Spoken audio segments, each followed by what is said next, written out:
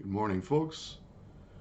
Welcome back to the Philosophy for Philistines fireside chat on this bitter January 20th morning.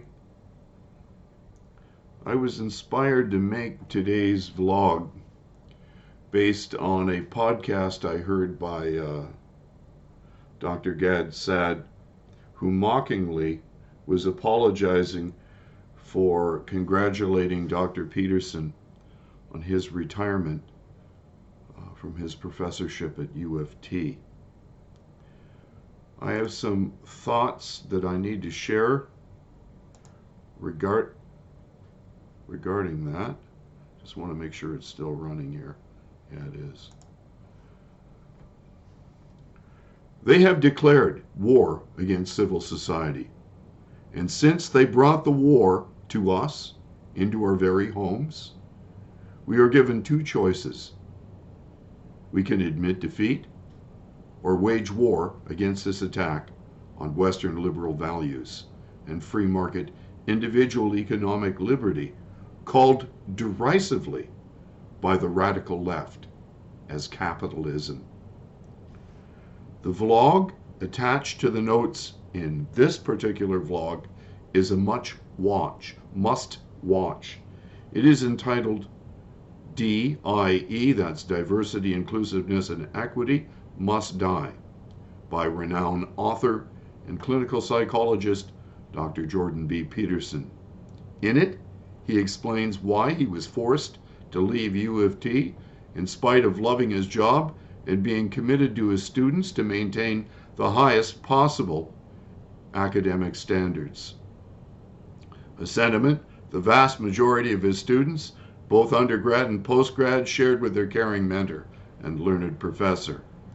His leaving U of T was driven by an agenda that is absolutely antithetical to academic freedom and good civil law. On top of which, the ideology behind him leaving is the godless, devilish, unnatural, perverted, pagan, dystopian path to perdition, which in my opinion must be eradicated by any and all means necessary. I've given the links to the vlog and to the article that Dr. Peterson wrote in the National Post on that topic. You might find it remarkable or even difficult to believe.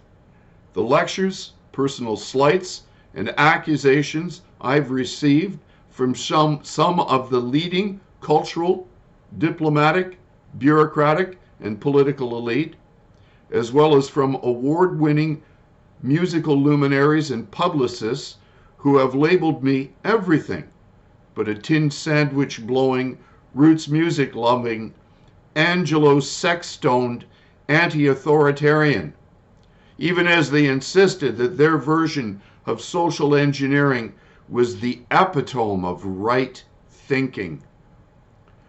Now that they falsely believe that they have gained control of the officially sanctioned narrative and therefore represent the cultural and political elite themselves, they do nothing but honk on the man's bobo, sing songs of his praises, and shame and vilify those of us whom they thought were one of them for daring to state diversity, inclusiveness, and equity means death. Die means death to individual freedom and to competence itself. I've been stating this for years and was labeled as a psychopath for doing so. My psychopathy has nothing to do with the validity of my assertions. Here's an article by Terry Glavin in the National Post. A Cold War with China and its authoritarian allies is inevitable. I post the link here in the notes. Now I'm going to get very blatant.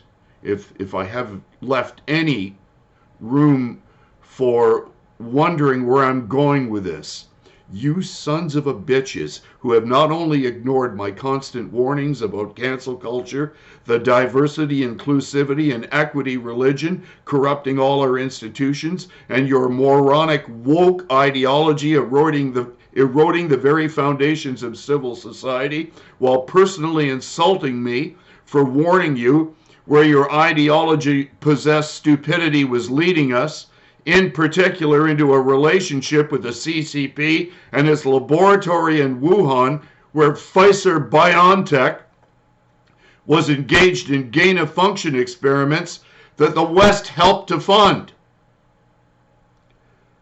Literally helped to fund a bioweapon which, due to our naive and idiotic cooperation with communist China, has murdered millions, destroyed our economy, and crushed our civil liberties under the emergency measures which Western governments informed us were necessary without them even once mentioning their relationship with the CCP. Well, your unrelenting belief in unlimited government overreach has been not only the ruin of Canada, but of the entire West. I will have my day of reckoning with you, and I'll do more than just insult you.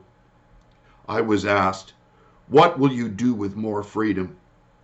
And now I ask of you, what are you going to do now that the state has robbed you of liberty, created a supply chain crisis with runaway inflation? Soon your lives are about to become unaffordable. There's something to think about. But I know your names. I remember who you are, and I will have my day in court with you.